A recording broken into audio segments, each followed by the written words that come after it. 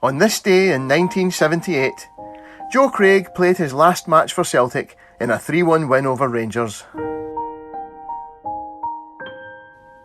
Arguably no player at Celtic missed Kenny Dalglish more than Joe Craig did when he left for Liverpool in August 1978. Craig signed for the club from Partick Thistle in a £60,000 deal on the 17th of September 1976 and seemed to be a tailor-made replacement for Dixie Deans, adding much needed height and weight to the Celtic front line. A big bustling striker, a potent aerial threat and with a powerful shot, he formed a dangerous strike partnership with Dalglish and took some of the burden of goal scoring off of King Kenny's shoulders. Craig scored his first Celtic goal in a 4-0 win at Rugby Park on the 25th of September, heading home a Johnny Doyle corner kick. He really arrived on the scene though with a stunning strike to clinch a 1-0 win at Ibrox on the 24th of November.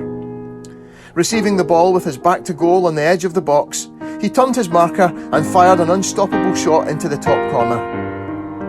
Altogether, Craig scored 23 goals in the league and domestic cups as Celtic won the double that season, including the only goal of the game at Easter Road, the day the championship was clinched. In April 1977, Joe Craig won his solitary international cap, coming on as a 76th minute substitute against Sweden at Hampden. His first touch of the ball was to head Scotland's third goal in a 3-1 win, thereby scoring for Scotland before he had even kicked a ball for his country. Craig struggled for form just like everyone else in 1977-78, and with the signing of Tom McAdam and the emergence of George McCluskey, was not a regular starter that season, but he still scored 16 goals, including 3 in the European Cup, 1 in each leg against Jeunesse Esch, and 1 in the first leg against SW Innsbruck in the second round. For whatever reason, Billy McNeill didn't seem to see Joe Craig as part of his plans, despite his very respectable 37 goals in 69 starts and 3 substitute appearances since signing in 1976, a rate of a goal every 1.9 games. The visit of Rangers on the 9th of September 1978 came early in McNeill's reign, and Celtic had a 100% record after 9 matches in the League Cup and the Anglo-Scottish Cup, but this was their first big test against the treble winners of the previous season, and it was the first time Joe Craig had been involved since April.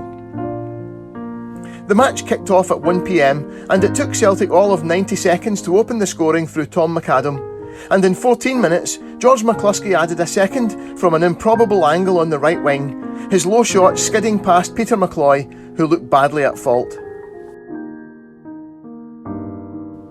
It had been a brilliant first half performance, but Derek Parlane pulled one back for Rangers on 49 minutes.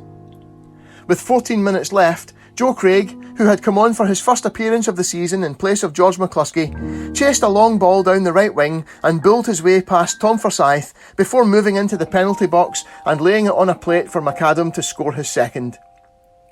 With 7 minutes left, Peter Latchford saved a penalty from Alex Miller to finally break Rangers' resistance and seal a brilliant early season win.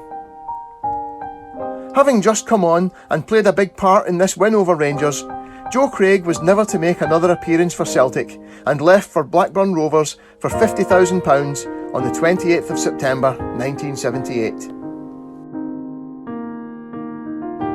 His time at Celtic was brief, but his scoring record cannot be faulted, and having played a major part in the great double success of 1976-77, Joe Craig can rightly be proud of his contribution to Celtic.